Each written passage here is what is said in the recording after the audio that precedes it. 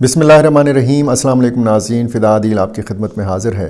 पिछले 24 या 48 घंटों की जो डेवलपमेंट्स हैं उस हवाले से बात करनी है। बाज़ औक़ात चीज़ें इतनी ज़्यादा हो जाती हैं, ख़बरें इतनी ज़्यादा हो जाती हैं और शायद इसी वजह से बहुत सारे मौज़ूआत पर मैं बात नहीं करता। जैसे मैं सियासत पे ज़्यादा बात नहीं करता क्योंकि सियासत पर बात करने वाले मेरे जैसे बहुत सारे साथी हैं जिनको आप सुनते भी हैं और जिनसे आप आगाही भी हासिल करते हैं। मैं और आप सिक्योरिटी मामलात पे बात करते हैं और पिछले 48 या 24 घंटों की जो डेवलपमेंट्स हैं उसमें कुछ सवालात उठाए जा रहे हैं। डेरा इस्माइल ख़ान का एक बड़ा वाक़या जो हुआ, शादी की तकरीब में ख़ुदकुश हमला हुआ, उस बारे में बताया गया, दावा किया गया कि जो ख़ुदकुश हमला आवर था उसका बुनियादी ताल्लुक़ अफ़ग़ानिस्तान से था, ये पैदा पाकिस्तान में हुआ। बताया गया है कि जी इस हमला आवर का पता चल गया, ये मामला हुआ, ये मैंने आपके सामने रखना है।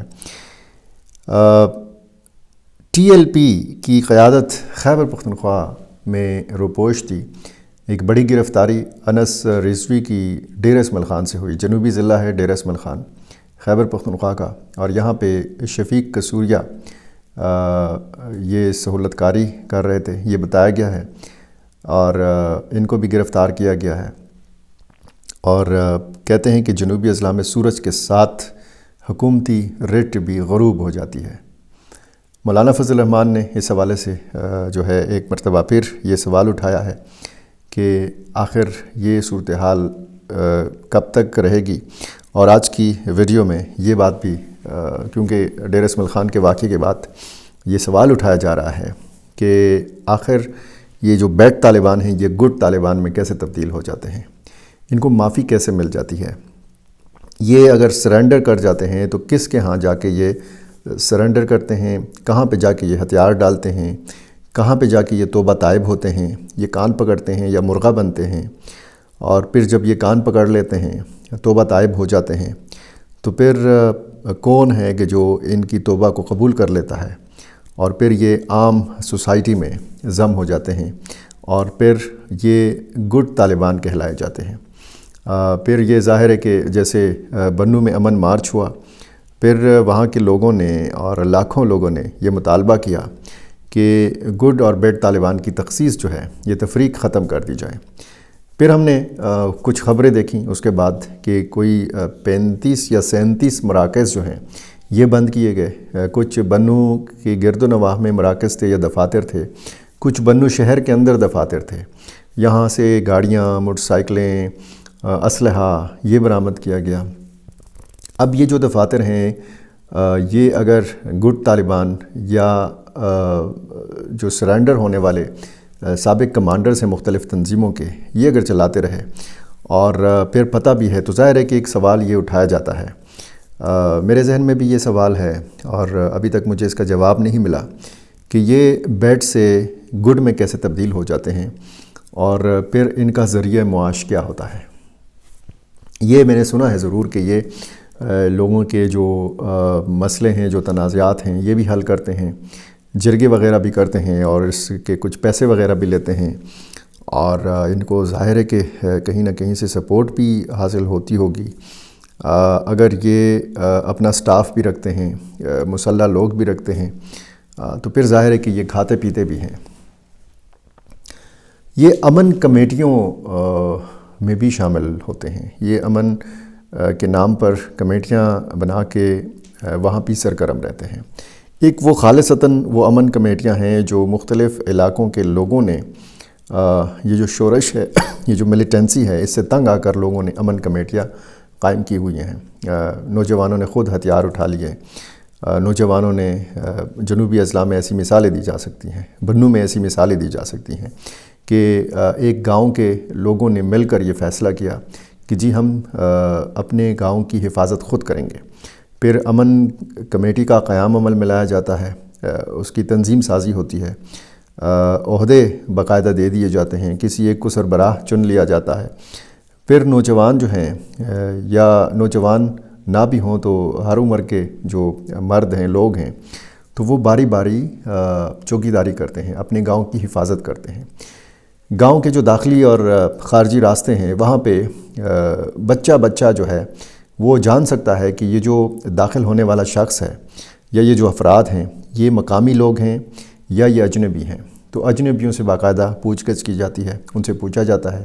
یہ طریقہ کار جو ہے اپنی مدد آپ کے تحت یہ شروع کیا گیا ہے۔ جیسے ہی کوئی واقعہ ہوتا ہے، جیسے ہی کوئی دھماکہ ہوتا ہے یا فائرنگ کا کوئی واقعہ ہوتا ہے، پولیس کے اوپر اٹیک ہوتا ہے، تو پھر نوجوان جو ہیں یہ اپنے گھروں کی چھتوں پہ چڑھ جاتے ہیں اور فائرنگ کا سلسلہ شروع کر دیتے ہیں، یہ بتانے کے لیے کہ جی ہم بھی الرٹ ہیں، ہم بھی تیار بیٹھے ہوئے ہیں۔ اور پھر ایک گاؤں پہ کوئی اس طرح کا مسئلہ ہو یا کسی پولیس چوکی کے اوپر، پولیس تھانے کے اوپر اس طرح کا مسئلہ ہو، تو پھر باقی آس پاس کے جو دیہات ہیں وہاں کے لوگوں کو بھی پتہ چل جاتا ہے، فائرنگ کی آوازیں سنے، اور وہاں سے بھی فائرنگ کا سلسلہ شروع ہو جاتا ہے۔ اور پھر ایک چغا پارٹی، مقامی جو زبان میں اس کو کہتے ہیں، یا ایک مقامی لشکر، امن لشکر یا امن کمیٹی کے لوگ نکل آتے ہیں، سلویشتی بھی اس کو کہا جاتا ہے۔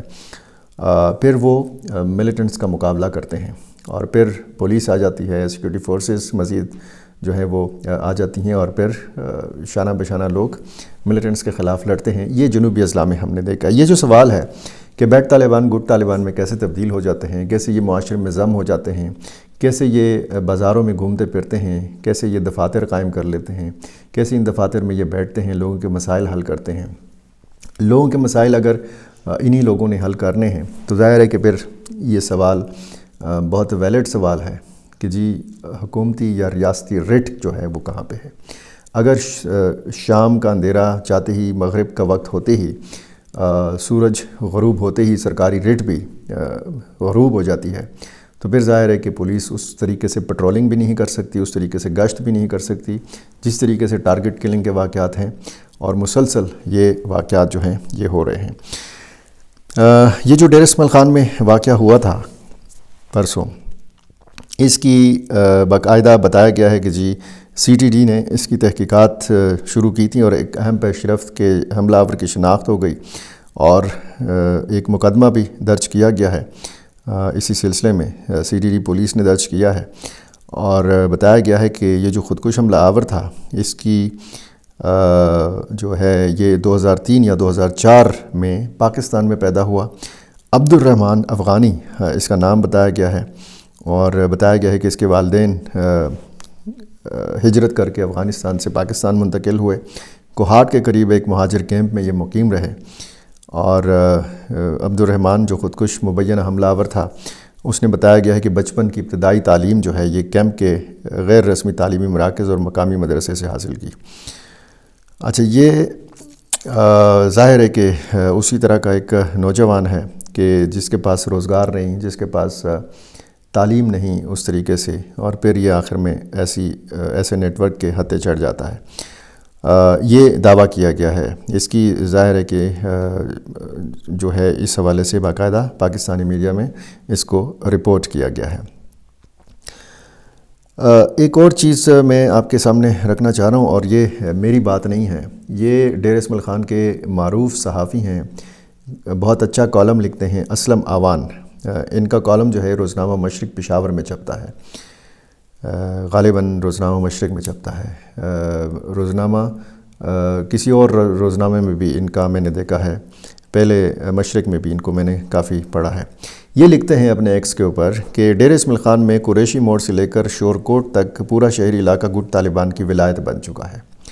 سرکاری دفاتر اور ترقیاتی کاموں کی متوازی نگرانی کے طلسماتی نظام کے پیچھے اسی ولایت کے سائے نظر آتے ہیں۔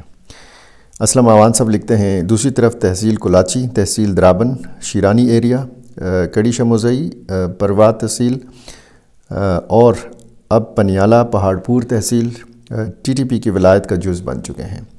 ڈیر اسماعیل خان کے شہری بیک وقت تین متضاد قوتوں کی حکمرانی کا بوجھ اٹھائے پھرتے ہیں، دیکھتے ہیں کب تک ان کی کمر اتنی پیچیدہ حکمرانی کا وزن اٹھا سکتی ہے۔ یہ ایک انتہائی گہری بات اسلم آوان صاحب نے لکھی ہے، اور ظاہر ہے کہ جو صورتحال جنوبی اضلاع کی ہے تو ایسے میں سوالات کافی اہم ہیں، اور ٹی ایل پی کی قیادت اگر خیبر پختونخوا میں ہے، اگر انس رضوی کو ڈیر اسماعیل خان سے پکڑا گیا ہے، تو اس کا مطلب یہ ہے کہ یہاں پہ چھپنے کی جگہ ہیں، یہاں پہ سہولت کاری کی گئی. بتایا گیا کہ شفیق قصوریہ ان کو چھپائے رکھا تھا. یہ سعد رضوی کے بھائی ہیں، انس رضوی، اور اس حوالے سے ڈیر اسماعیل خان ایک بار پھر خبروں میں ہے. یہ ڈیولپمنٹس تھیں کچھ گزشتہ روز کی، کچھ پرسوں کی چیزیں تھیں جو ان کل کے واقعات کے ساتھ جڑی ہوئی تھیں، اور شاید یہی واقعات مستقبل کے کچھ واقعات کے ساتھ جڑے ہوئے ہیں. تو ایسے واقعات کو ظاہر ہے کہ نظر انداز نہیں کیا جا سکتا. ایسے واقعات پر بات کرنا ضروری ہے. اور جس طریقے سے میں نے سوالات رکھے ہیں، یہ وہ سوالات ہیں کہ جو عام ذہنوں میں ہیں، اور جو ریاستی اداروں کو بھی ان سوالوں کا جواب جو ہے یہ ڈھونڈنا چاہیے. اگر ایسے طالبان کو یا ملیٹنٹس کو جو دھماکوں میں، خودکش حملوں میں، عام لوگوں یا فورسز پر حملوں میں ملوث رہے ہیں، اور وہ پھر سرنڈر ہو جاتے ہیں، جن کو مقامی زبان میں پھر سلنڈر بھی کہا جاتا ہے، ان کو معافی کیسے مل جاتی ہے؟ پھر سیاسی کارکنوں کو معافی کیوں نہیں ملتی؟ اگر اتنی جو ہے گنجائش ہے کہ ایسی سرگرمیوں میں ملوث لوگ جو ہے یہ معافی حاصل کر جاتے ہیں، یہ پھر معاشرے میں ضم ہو جاتے ہیں، تو پھر مکالمے کا جو سلسلہ ہے اس کو بڑھایا کیوں نہیں جاتا یا اس کو شروع کیوں نہیں کیا جاتا؟ اور اگر وہاں پہ ایسی گنجائش ہے تو پھر ایسی گنجائش سیاسی کارکنوں کے لیے کیوں نہیں پیدا کی جاتی؟ بہت سارے سوالات ہیں. آپ کے ذہن میں کوئی سوال ہے، آپ کی کوئی رائے ہے، مجھے ضرور نوازا کیجیے، کیونکہ آپ کی رائے بہت قیمتی ہوتی ہے. اور اب جب رائے دیتے ہیں، آپ جب کمنٹ دیتے ہیں، تو ظاہر ہے کہ چینل کی ریچ بھی بڑھتے ہے. اس لیے میں بار بار آپ سے یہ گزارش کرتا ہوں کہ یہ ضرور بتایا کیجیے کہ آپ کون سے شہر سے، کون سے ملک سے مجھے دیکھ رہے ہیں اور سن رہے ہیں. اور ذرا چیک بھی کر لیجئے کہ آپ روزانہ کی بنیاد پر اگر میری ویڈیو دیکھ رہے ہیں تو کیا کبھی یہ ویڈیو آپ لائک بھی کرتے ہیں، کبھی یہ کسی دوست، کسی فیملی ممبر کے ساتھ شیئر بھی کرتے ہیں. یہ بھی چیک کر لیجئے کہ آپ نے میرا چینل سبسکرائب کیا ہوا ہے. نہیں کیا ہوا تو یہ ضرور کر لیجئے. بہت شکریہ.